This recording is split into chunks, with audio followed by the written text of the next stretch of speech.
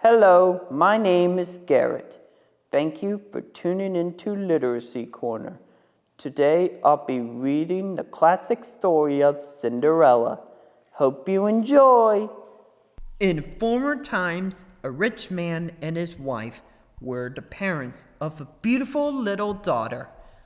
But before she had arrived at womanhood, her dear mother fell sick, and seeing that death was near, she called her little child to her and thus addressing her, "My child, always be good and bear everything that occurs to you with patience. Then, whatever toil and troubles you may suffer during life, happiness will be your lot in the end." After uttering these words, the poor lady died, and her daughter was overwhelmed with grief at the loss of so good and kind a mother. The father too was very unhappy, but he sought to get rid of his sorrow by marrying another wife, and he looked for some amiable lady who might be a second mother to his child and a companion to himself. Unfortunately, his choice fell on a widow lady of a proud and overbearing temper, who had two daughters by a former marriage, both as haughty and bad-tempered as herself. Before marriage, this woman had the cunning to conceal her bad qualities so well that she appeared to be very amiable. But the marriage was scarcely over when her real character showed itself. She could not endure her amiable stepdaughter with all her charming qualifications, for they only made her own daughters appear more hateful. She gave her the most degrading occupations and compelled her to wash the dishes and clean the stairs and to sweep her own rooms and those of her sisters-in-law. When the poor girl had finished her work, she used to sit in the chimney corner amongst the cinders, which made her sisters give her the name of Cinderella. However, in her shabby clothes, Cinderella was 10 times handsomer than her sisters, let them be ever so magnificently dressed. The poor girl slept in the garret upon a wretched straw mattress, whilst the bed chambers of her sisters were furnished with every luxury and elegance, and provided with mirrors in which they could survey themselves from head to foot. The amiable creature borne this ill treatment with patience, and did not venture to complain to her father, who was so completely governed by his wife that he would only scolded her. It happened that the king's son sent invitations to a ball, which was to last 2 nights, and to which all the great people of the land were invited, the 2 sisters among the rest. This delighted them extremely, and their thoughts were entirely occupied in selecting their most becoming dresses for the important occasion. Poor Cinderella had now more work to do than ever, as it was her business to iron their linen and starch their ruffles. The sisters talked of nothing but preparations for the ball. The eldest said, "I shall wear my crimson velvet dress and point lace," and the younger, "I shall put on my usual dress, petticoat, a mantle embroidered with gold flowers, and a tiara of diamonds." They were sent to engage the services of the most fashionable hairdresser, They also called Cinderella to their aid, for she had very good taste, and she offered in the most amiable manner to arrange their heads herself, of which they were only too happy to avail themselves. While so occupied, the eldest said, "Cinderella, should you like to go to the ball?" "Alas," he said, "you are ridiculing me. I am not likely to go to the ball." "You are right," replied the sister. "People would be amused to see a Cinderella there." If Cinderella had been at all unamiable, she might have dressed their heads all awry for such unkindness, but she returned good for evil, and did it in the best possible style. The sisters were in such spirits, they could scarcely eat for 2 days. All their time was spent before the looking-glass, and more than a dozen laces were broken in attempts to tighten their waists into elegant shapes. At length, the long-wished-for evening arrived, and these proud misses stepped into their carriage and drove away to the palace. Cinderella looked after the coach as far as she could see, and then returned to the kitchen in tears, where, for the first time, she bewailed her hard and cruel lot, little dreaming that a kind fairy was at the same moment watching over her. She continued sobbing in the chimney corner until a rap at the door aroused her, and she got up to see what had caused it.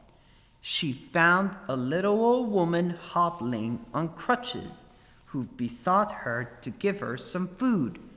"I have only part of my own supper for you, goody, which is no better than a dry crust.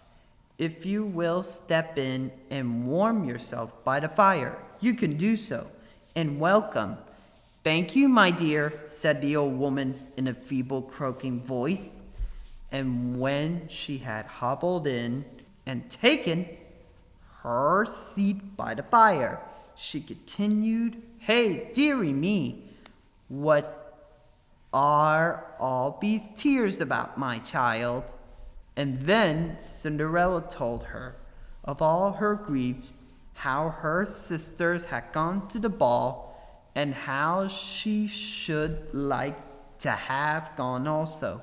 "But you shall go," exclaimed her visitor, who was suddenly transformed into a beautiful fairy, "or I am not queen of the fairies, or your godmother. Dry up your tears, my dear goddaughter, and do as I bid you, and you shall have clothes and horses finer than anyone." As Cinderella had often heard her father talk of her godmother and tell her that she was one of those kind fairies who protect good children, her spirits revived, and she wiped away her tears. The fairy took Cinderella by the hand and said, "Now, my dear, go into the garden and fetch me a pumpkin." Cinderella went immediately to gather the best she could find, and carried it to her godmother, though she could not guess how this pumpkin could make her go to the ball. Her godmother took the pumpkin and hollowed it out, leaving only the rind. She then struck it with her wand, and the pumpkin was immediately changed into a beautiful gilt coach. She next sent Cinderella for the mousetrap, wherein were found 6 mice alive. She directed Cinderella to raise the door of the trap, and as each mouse came, she struck it with her wand, and it was immediately changed into a beautiful horse, so that she had now 6 splendid grays for her guild coach. The fairy was perplexed how to find a coachman, but Cinderella said, "I will go and see if there is a rat in the rat trap. If there is, he will make a capital coachman." "You are right," said the godmother. "Go and see." Cinderella brought the rat trap, in which there were 3 large rats. The fairy selected one on account of its beautiful whiskers, and having touched it, it was changed into a fat coachman with the finest pair of whiskers that ever were seen. She then said, "You must now go into the garden, where you will find 6 lizards behind the watering pot. Bring them to me." They were no sooner brought than the godmother changed them into 6 tall footmen in handsome liveries, with cocked hats and gold-hearted canes, who jumped up behind the coach just as if they had been accustomed to it all their lives. The coachman and postilion having likewise taken their places, the fairy says to Cinderella, "Well, my dear girl, it's not this as fine an equipment as you could desire to go to the ball with. Tell me now, are you pleased with it?" "Oh yes, dear godmother," replied Cinderella, and with a good deal of hesitation she added, "But how can I make my appearance among so many finely dressed people in these shabby clothes?" "Give yourself no uneasiness about that, my dear. The most difficult of our task is already accomplished, and it will be hard if I cannot make you dress correspond with your coach and servants." On saying this, the fairy touched Cinderella with her magic wand, and her clothes were instantly changed into a most magnificent ball dress, ornamented with the most costly jewels. The fairy now took from her pocket a beautiful pair of elastic glass slippers, which she caused Cinderella to put on, and when she had thus completed her work, and Cinderella stood before her, arrayed in her beautiful clothes, the fairy was much pleased and desired her to get into the carriage with all expedition, as the ball had already commenced. 2 of the footmen then sprang and opened the carriage door and assisted Cinderella into it. Her godmother, however, before she took leave, strictly charged her on no account whatever to stay at the ball after the clock had struck the hour of midnight, and then added that if she stopped but a single moment beyond that time, her fine coach would again become a gourd, her horses mice, her footmen lizards, and her old clothes resume their former appearance. Cinderella promised faithfully to attend to everything that the fairy had mentioned, and then, quite overjoyed, gave the direction to the footman, who bawled out in a loud voice to the coachman, "To the royal palace." The coachman touched his prancing horses lightly with his whip, and swiftly the carriage started off. In a short time reached the palace. The arrival of such splendid equipment as Cinderella's could not fail to attract general notice at the palace gates, and as it drove up to the marble portico, the servants in great numbers came out to see it. The king's son, to whom it was announced that an unknown princess had arrived, hastened to receive her. He handed her out of the carriage and led her to the ballroom. Immediately she entered, the dancing ceased, and the violins stopped playing. So much was everyone struck with the extreme beauty of the unknown princess, and the only sound heard was that of admiration. The king, old as he was, could not take his eyes off her, and said in a low voice to the queen that he had not seen such a beautiful person for many years. All the ladies began examining her dress, saying that they might have similar ones the next evening if it was possible to obtain equally rich stuff and work people skilled enough to make them. The king's son conducted her to the most distinguished place and invited her to dance. She danced with such grace that everybody was in raptures with her, and when supper was served, the prince could partake of nothing. So much was he occupied in contemplating the beauty of the fair stranger.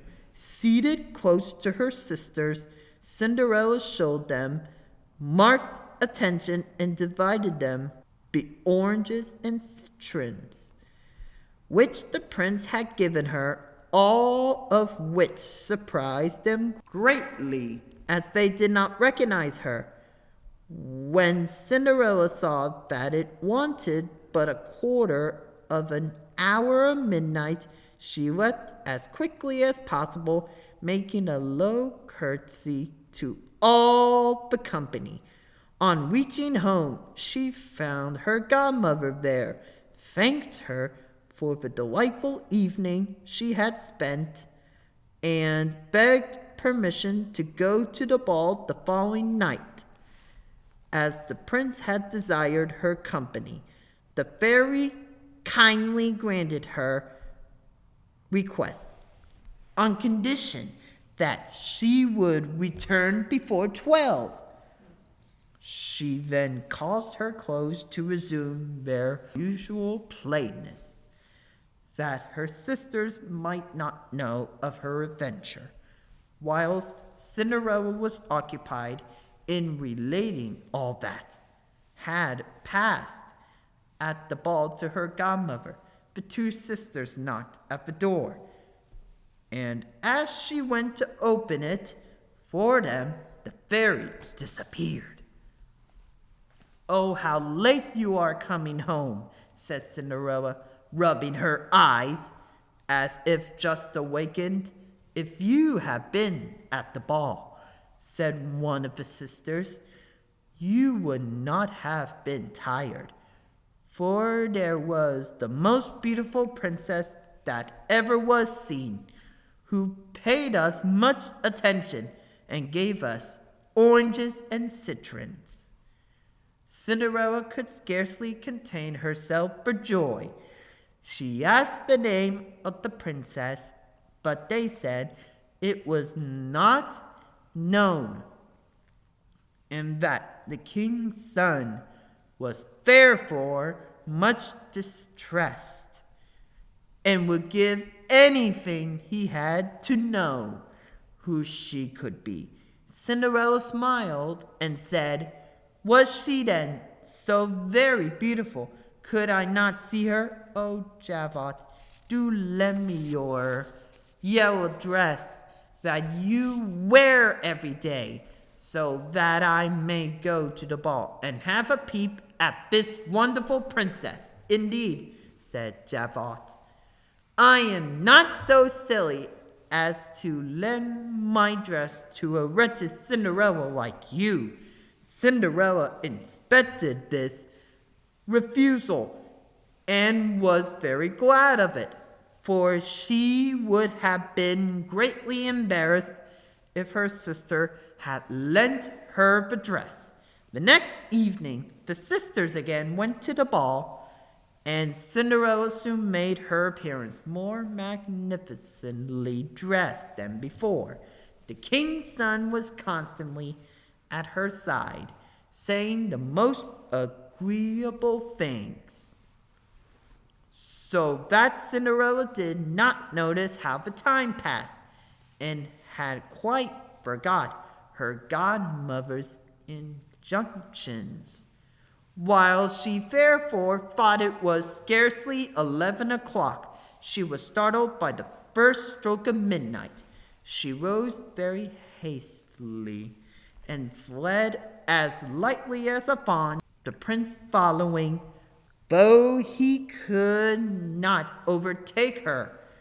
In her flight, she let one of her glass slippers fall, which the prince picked up with the greatest care. Cinderella arrived at home out of breath, without carriage or servants, in her shabby clothes, and had nothing remaining of all her former magnificence, except one of her glass slippers, the fellow of that she had lost. Upon inquiry being made of the guards at the palace gates as to whether the princess had gone out, they replied that they had seen no one go out but a young girl, very poorly dressed, who looked more like a peasant than a fine lady. When the two sisters returned from the ball, Cinderella asked if they had enjoyed themselves, and if the beautiful lady had again been there. They told her that she had been there, but that when the clock struck 12, she had started off so quickly that she let one of her pretty glass slippers fall off, that the prince, who quickly followed her, had picked it up, and had done nothing but look at it all the rest of the evening, and that he was evidently very much in love with the beautiful creature to whom it belonged, and would spare no pains to find her. This was indeed the case for a few days after. The prince caused it to be published with the sound of trumpets that he would marry the lady whose foot would exactly fit the slipper. So the slipper was first tried on by all the princesses, then by all the duchesses, and next by all the ladies belonging to the court, but in vain. It was then taken to the two sisters, who tried every possible way of getting their foot into it, but without success. Cinderella, who was looking at them and now recognized her slipper, said laughingly, "Let me see if it will fit me."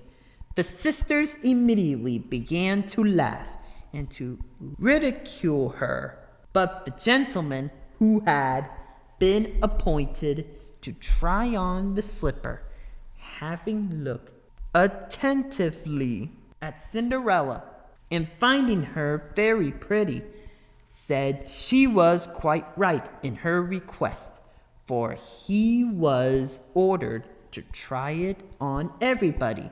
He desired her to sit down, and at once found that the slipper would go on her foot without any trouble, and indeed fitted her like wax. The astonishment of the sisters was very great, but still greater when Cinderella drew from her pocket the fellow slipper, and to the great delight of the gentleman, placed it upon her other foot.